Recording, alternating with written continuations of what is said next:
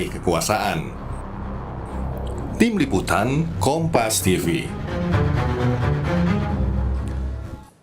Saudara, kami menghadirkan beberapa jejak pendapat. Alfara Research Center merilis hasil survei terbarunya soal elektabilitas kandidat Pilpres 2024. Survei yang dilakukan pada periode 1 hingga 6 Oktober 2023 ini menempatkan pasangan Ganjar Mahfud mendapat keterpilihan sebesar 36,5%, Prabowo Gibran 30,1% dan Anies Muhaimin 19,4%.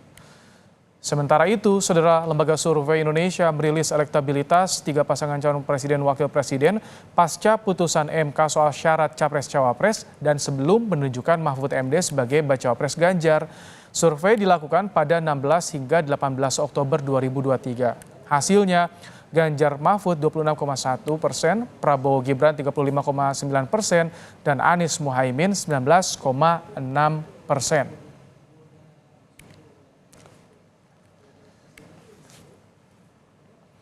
Jauh sebelumnya, Poltreking Indonesia pernah merilis survei elektabilitas simulasi pasangan Pilpres 2024 pada periode 3 hingga 9 September 2023.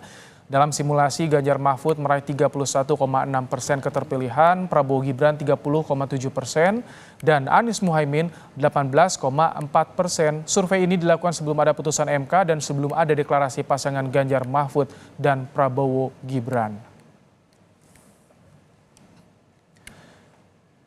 3 pasangan capres-cawapres resmi mendaftar ke KPU. Bagaimana membaca peta koalisi dan kekuatan masing-masing pasangan di Pilpres mendatang? Kita akan bahas bersama Direktur Eksekutif Poltreking Indonesia, Hanta Yuda. Selamat petang, Mas Hanta. Selamat petang, Ibrahim. Mas Hanta, setelah 3 pasang calon mendaftar ke KPU, apakah akan ada perubahan signifikan pada persepsi publik? Saya kira pertama peta politik masih cukup dinamis, kompetitif. Mengapa kompetitif? Tadi sudah terlihat di data survei. Pertama, gapnya, jarak antara kandidat tidak terlalu jauh sebenarnya. Masih berada, kalau margin of error kan plus minus, ketemu yang satu diminuskan, yang satu dipluskan 3 misalnya. Itu relatif kadang beririsan. Yang kedua, Ibrahim, waktu pemilu masih Pilpres masih 4 bulan. Artinya yang ketiga ada faktor dinamika politik, peristiwa politik, isu-isu politik yang sangat dinamis yang mungkin saja merubah peta elektoral. Jadi selain yang bisa disimpulkan masih kompetitif, yang kedua potensi besar Pilpres kita akan berlangsung dalam 2 putaran. Kenapa dalam 2 putaran? Menguatkan tesis ini dari sisi elektabilitas ya, kita kembali satu dari peta persebaran kekuatan elektabilitas satu. Itu tidak ada satu di antara 3 pasang ini yang menjulang sendiri, misalnya di atas 50%, kan terlihat tadi tidak ada. Yang kedua pun sebaliknya, tidak ada satu di antara 3 pasang ini yang rendah sendiri, seperti di Turki pun angkanya sangat rendah, satu kandidat itu berlangsung 2 putaran. Apalagi sekarang faktor yang ketiga dari kisaran elektabilitas relatif kelihatan itu kisarannya 20-40% kalau dilihat dari survei yang terakhir per hari ini. Nah, prediksi saya nanti di hari H kita tidak tahu di posisinya Prabowo Gibran kah, Ganjar Mahfud kah, di mana, kemudian Anies Muhaimin di mana, tapi kisarannya dugaan saya ada yang 25%, ada yang 35%, ada yang 45%, atau Baik. kisaran 40 sampai 45, ada yang 30 sampai 35, dan ada yang 20 sampai 25%. Artinya cukup dinamis. Ya. Soal isu politik, apakah terkait dengan politik dinasti ini akan berpengaruh pada persepsi publik nanti?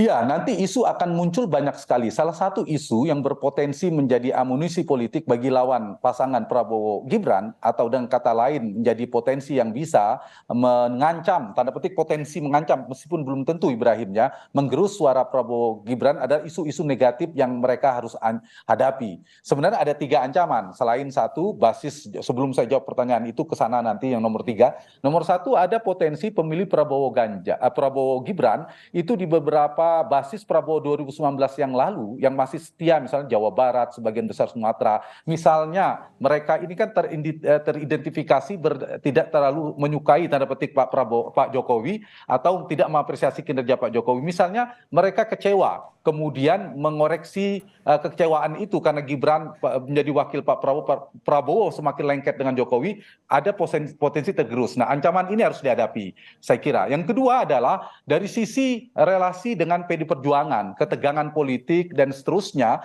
dengan koalisi-koalisi yang kontra Jokowi terkonsolidasi, ini juga menjadi potensi yang harus dihadapi. Kalau tadi strateginya, ini solusi politik harus dihadapi. Persepsi, misalnya ada salah respon terhadap isu Gibran, ini kan kita lihat PD Perjuangan relatif agak diam ya, lebih pasif. Pak Jokowi juga berhati-hati. Misalnya ada yang keliru mengambil persepsi, nanti bisa dikapitalisasi oleh lawan. Nah, yang ketiga saya ingin jawab pertanyaan ini, Ibrahim, ada potensi isu yang bisa mengancam pasangan Prabowo Gibran kalau mereka tidak ada mitigasi politik, yaitu isu-isu politik dinasti, termasuk soal pengalaman politik, rekam jejak, kompetensi dan sebagainya, terutama politik dinasti. Kalau eskalasi isunya ada dua kan, eskalasi isunya tinggi, kemudian semakin masif, semakin menyebar tingkat pengetahuan publiknya, itu semakin mengganggu, meskipun yang diuntungkan relatif Anies Baswedan. Mas Nah, Hanta, kalau itu yang terjadi, citra Pak Jokowi terganggu. Kalau citra Pak Jokowi terganggu, maka tingkat kepuasan kepada Jokowi tergerus. Kalau tingkat kepuasan kepada Pak Jokowi tergerus, berpengaruh secara langsung maupun tidak langsung kepada pasangan Prabowo Gibran. Mas Hanta, tadi Anda menyinggung soal suara dari PDI Perjuangan. Apakah dengan daftarnya Gibran ini ada potensi suara PDIP di Pilpres akan terpecah? Atau bagaimana, Mas Hanta? Ya, jelas akan terpecah menjadi dua. Terutama kita lihat saja ada satu pemilih di Pulau Jawa ini sangat menentu, yaitu terutama di Jawa Tengah sebagian Jawa Timur. Kita bicara Jawa Tengah, Ibrahim. Ini pertanyaan menarik yang menjadi perebutan antara Ganjar dan Prabowo. Dulu di 2019 di Jawa Tengah ini, mengapa Jokowi bisa menang tebal hingga 77 sekian persen, hampir 70%? Karena ada dua kekuatan besar di Jawa Tengah bersatu, yaitu kekuatan mesin politik PD Perjuangan yang dikenal kandang banteng. Yang kedua ada magnet personal dari Jokowi, pengaruh Jokowi sangat kuat dan itu bersatu, mereka menang tebal. Nah, sekarang dua kekuatan besar di Jawa Tengah ini terbelah, bukan terbelah, sekarang berhadap-hadapan, tinggal bertarung di kandang banteng ini. Tanda petik, bantengnya lebih mengikut ke lebih kemana sebagai pengembala, apakah tanda petik ya kepada PD Perjuangan, lebih kuat ke partai ID-nya PD Perjuangan atau ke Jokowi. Jadi simpulan dugaan sementara saya di Jawa Tengah, sulit bagi Mas Ganjar untuk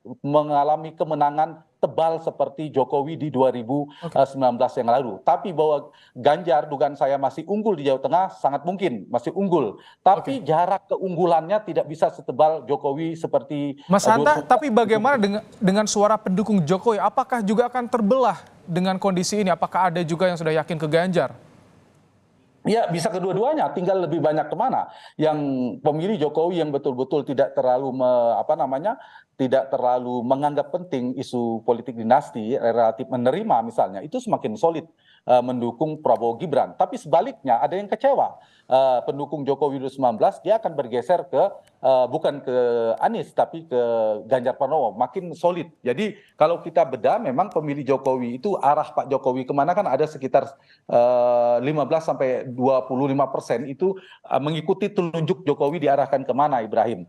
Tapi sekitar 40-45% itu masih mempertimbangkan. Artinya paling banyak itu tidak terlalu terpengaruh. Yang menolak arah Jokowi itu sekitar 10%. Artinya apa? Poin yang ingin saya katakan adalah sebenarnya ada kelompok masyarakat, segmentasi masyarakat memang terpengaruh oleh arah dukungan Pak Jokowi, itu pun terbelah, ada yang setuju dengan Gibran maju dan tidak, tentunya tidak semuanya lalu ke Gibran, bisa terkoreksi seperti Ibrahim katakan tadi, tapi juga ada yang mempertimbangkan. Jadi saya kira selain faktor Jokowi, faktor kandidat penting sekali, si capres-cawapres terkait dengan isu yang mereka tawarkan kepada publik, program, performa elektoral si kandidat dua capres-cawapres sangat menentukan, selain arah dukung pemilih Jokowi, tren perilaku pemilih dan lain sebagainya. Mas Hanta Yuda, terima kasih telah membaca peta politik kondisi saat ini pasca pendaftaran 3 pasangan capres-cawapres di KPU. Terima kasih.